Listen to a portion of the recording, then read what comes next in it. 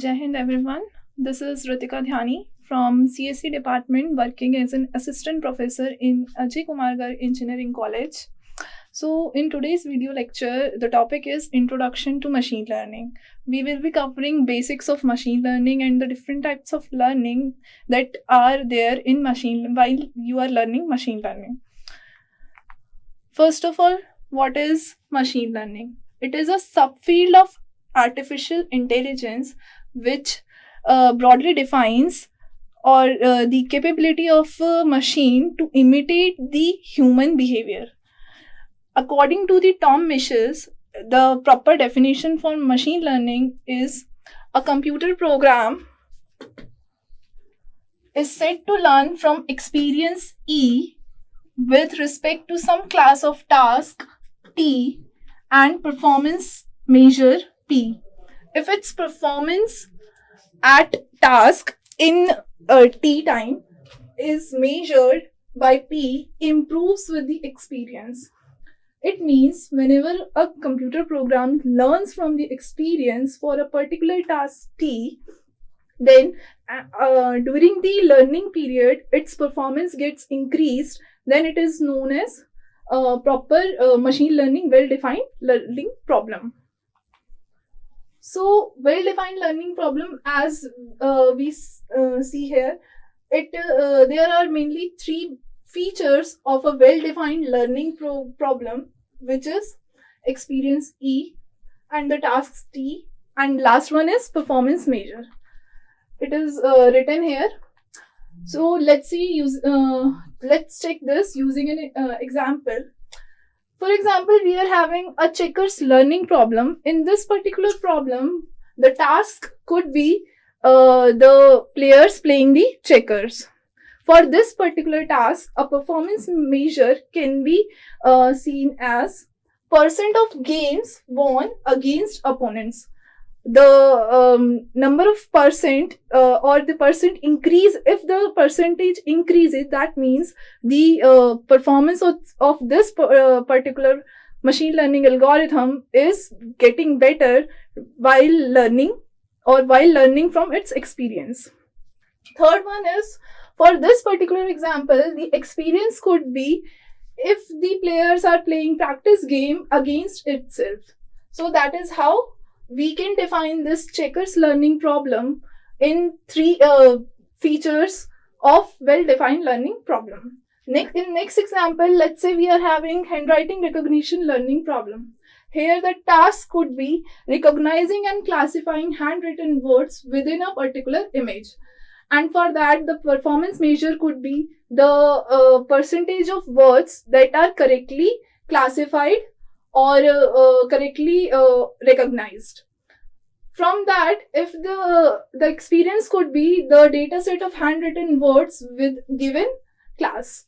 So here we can see, for example, if this problem, according to this problem, the learning experience could be if the program is getting better result after learning from this particular task, then it is known as it is getting in the right path.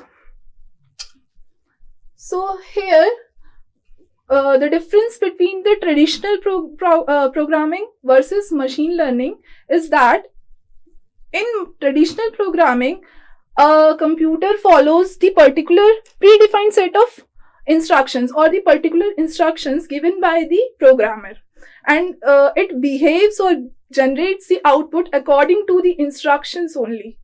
But in machine learning, the computer is given a set of examples or the data, and it requires to perform a task, but it is up to the computer to figure out how to accomplish the task based on the examples it's given.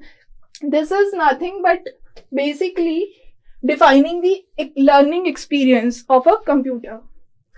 Let's say here, if we can see, for example, if we want a computer to recognize images of cats, so we don't provide it the specific instructions on what a cat looks like. For example, hairs on the mouth and the features of the mouth and all. Instead, we give the machines a thousands of images of cats and let the machine algorithm figure out the common patterns between all of these images and which defines a cat. Over the time, as the algorithm learns from its experience, it gets better at recognizing cats even when the new image is given to the machine. Why machine learning is important? First of all, the main point is relationship and the correlations. As there is a huge amount of data present in today's scenario, so it is really difficult for a human or a particular predefined instruction program to recognize the relationships or the correlations. Also, the amount of knowledge available about the certain task might be too large, as the data is getting generated exponentially for a particular task. So here the machine learning algorithm provides the better results as compared to the traditional programming. Also, the environments changes over time. That means, for example, if something is getting from a particular result, then this is not defined that this particular output can be used in the next scenario also, as the parameters are changing continuously. Lastly, new knowledge about the task is constantly being discovered by humans. It may be difficult to continuously redesign the systems by hand. So it is difficult for us as human beings to modify the program again and again according to the requirement of the user. Here we can use machine learning algorithm for that particular problem. Coming on to the types of learning. So the first one is supervised learning, second unsupervised learning, third is semi-supervised learning, and the fourth one is reinforcement learning. Let's start with the supervised learning first. Supervised learning, machine learning is based on supervision. This is the main point here. It means in the supervised learning technique, we train the machines using the labeled data set, and based on the training, the machine predicts the output. What does it mean and where this supervision comes? It is the data is labeled. This works as a supervision. So here, when this particular labeled data, what does it means? That labels are, this is the shape of rectangle, this is circle, triangle, hexagon. So these are the labels and this is the data set, and we train the machine using this labeled data set. So here we have a model. This model learns from this labeled data set and applied. When this test data is given to the data set and the machine learning model, it predicts that, oh, this is the figure that is there in the data, so this is nothing but a circle. So this is how supervised machine learning algorithm works. A supervision must be there, or the labeled data set must be present in the data set. For example, suppose we have an input data set of cats and dogs images. So first, we will provide the training to the machine to understand its the size of tail and shape of tail, eyes color, height. Generally, it can be seen that dogs are taller and the cats are smaller. So we provide the training to the machine, after which these are all the labels. After completion of training, we input the picture of a cat and ask the machine to identify the object and predict the output. Now the machine is well trained. As it learns from the training data set, it will check all the features of the object, such as height, shape, all the parameters that are given here, and find that it's a cat. So the output will be the cat category for an image that is of cat. Moving on to the categories of supervised learning. So first, there are basically two categories. First one is classification. Classification algorithms are used to solve the classification problems in which the output variable is categorical, such as yes, no, male, female, red or blue, etc.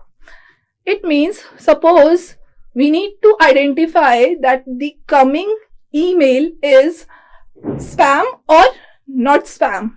So in that case, where we have a category, either it is a spam mail or a not spam mail, then in this case, it is a classification problem. Some popular classification algorithms are random forest, decision tree, logistic regression, and the SVM algorithm. Next one is the regression. In regression, it is used to solve problems in which there is a linear relationship between the input and the output variable. These are used to predict continuous output variables. This is the main term in the regression. Whenever the output is of continuous type, then it is a problem of regression. For example, when we need to predict the house price, that is a output that can be coming as a continuous. So this is the example of regression. Some popular regression algorithms are simple linear regression algorithm, multivariate regression, decision tree, and lasso regression. Next one is the unsupervised learning. As its name suggests, there is no supervision is there. In unsupervised machine learning, the machine is trained using unlabeled dataset and the machine predicts the output without any supervision. So this is the main term here, unlabeled dataset without any supervision. In unsupervised learning, the models are trained with the data that is neither classified or labeled, and the model acts on that data without any supervision. What does it mean? For example, as we can see in the supervised learning example, that there is some labeled data set of circle, triangle, rectangle. So in here we have training data set.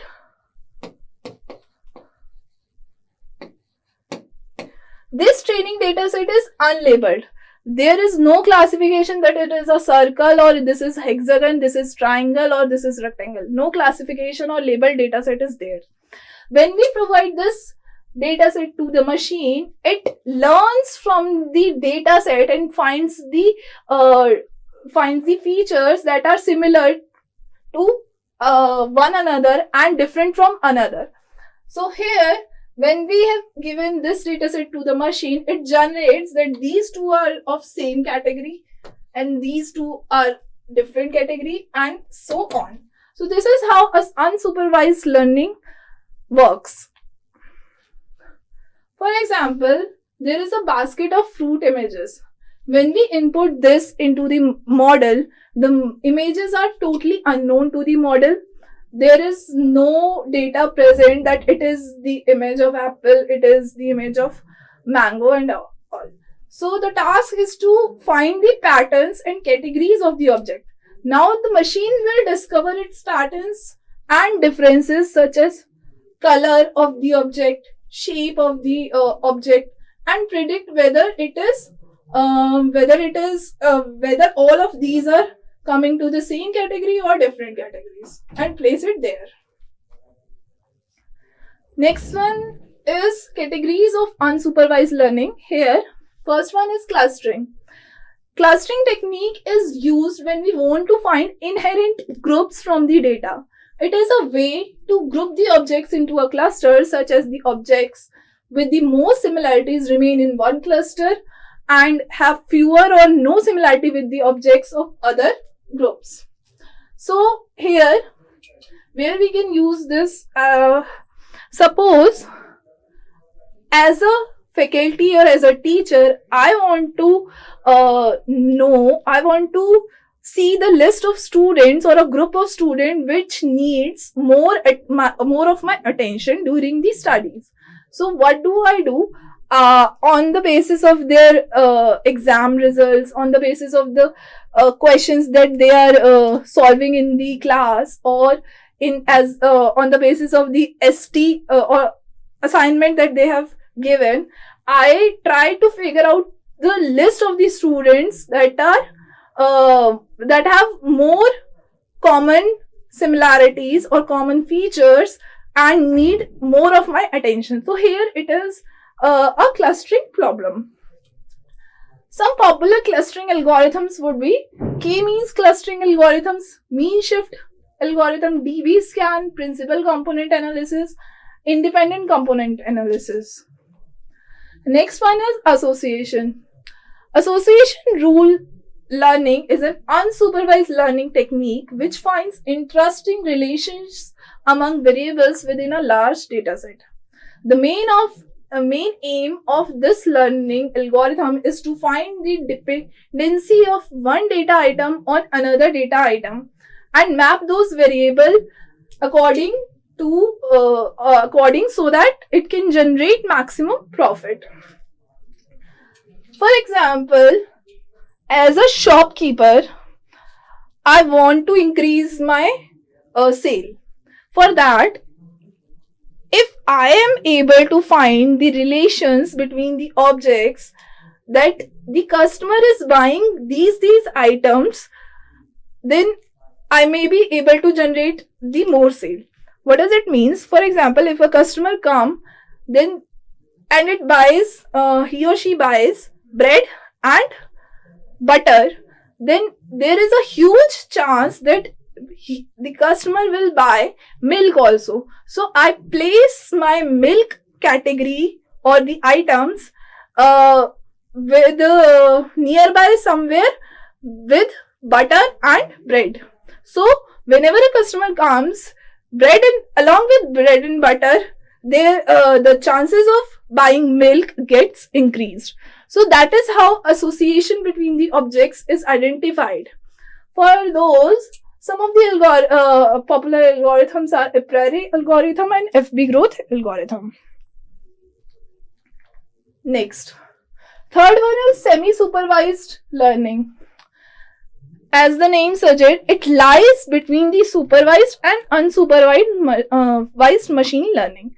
It represents the intermediate ground between both of these, where we have labeled dataset and also unlabeled dataset, and uses the combination of both during the training.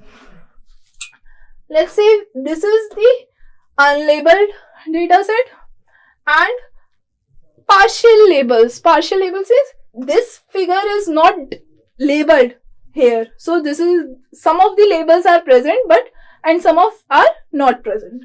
So when this type of data set is given to the machine learning algorithm, it identifies it is an unlabeled data.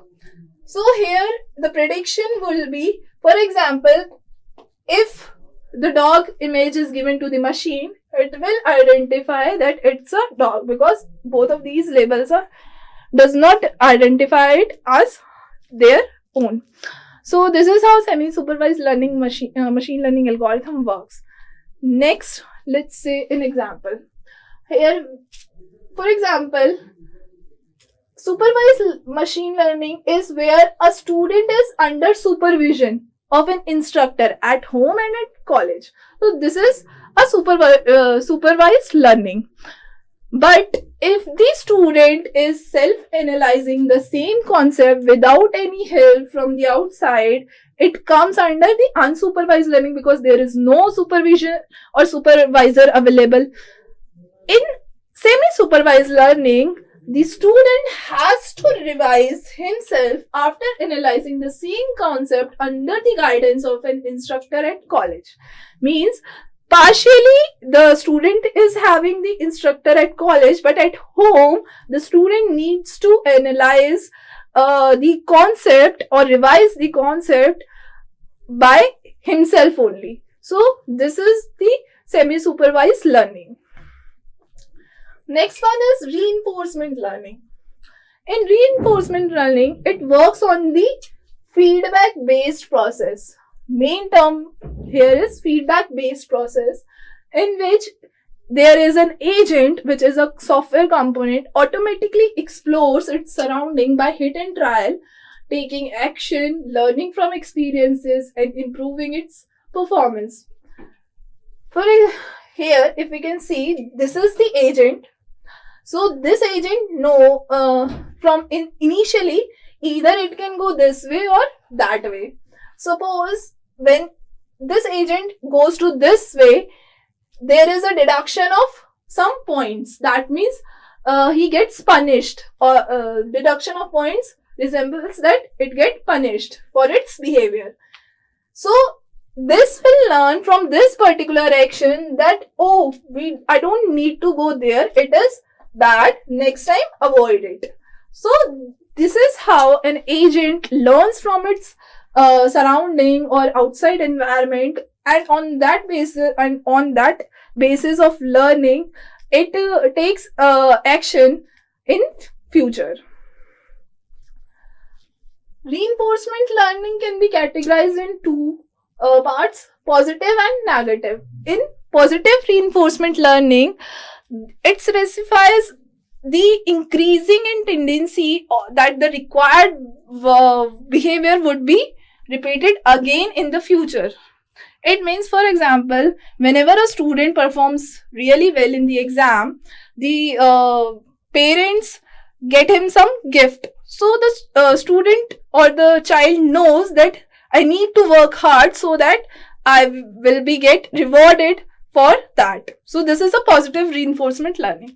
In case of negative reinforcement learning, whenever child is not studying hard, the parents scolded him for that particular behavior, for not getting good marks. So in that particular case, the child will know that no, I need to study hard because I do not want my parents to scold me another time.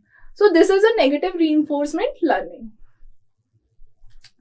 Now the issues in machine learning. First one is inadequate training data. As there is a huge amount of data available in the market or in the industry, but the quality of data is lacking, as well as the quantity of data that actually generates output, or good quality of data is not there. Data quality can be affected by some factors, such as first one is noisy data. It is responsible for inaccurate prediction and affects the decision as well as the classification task. Secondly, incorrect data. It is also responsible for faulty programming, because it obtains the negative result. Hence, incorrect data may affect the accuracy of the result. Next one is non-representative training data. The training data must cover all the cases that are already occurred as well as occurring. If the training data is not covering all the cases, then the model will not predict or will not generate the output accurately. This is the main highlight of this particular issue in machine learning. Next one is overfitting of the data. Whenever we provide huge amount of data to the algorithm or the model, it starts capturing noise and inaccurate data into the training set, and it negatively affects the performance of the model. Whereas the next problem, if the data is very less, or the training data is very less, the percentage of training data is very less, then it in that case also the machine will not provide the accurate results. So this is known as underfitting and overfitting. Last one is lack of skill resources. Here in today's scenario, there is less amount of skilled developers present in the market. The absence of skilled resources in the form of manpower is also an issue. Here we need manpower having in-depth knowledge of mathematics, science, and technology as well for the development and management of scientific substances for machine learning. Thank you.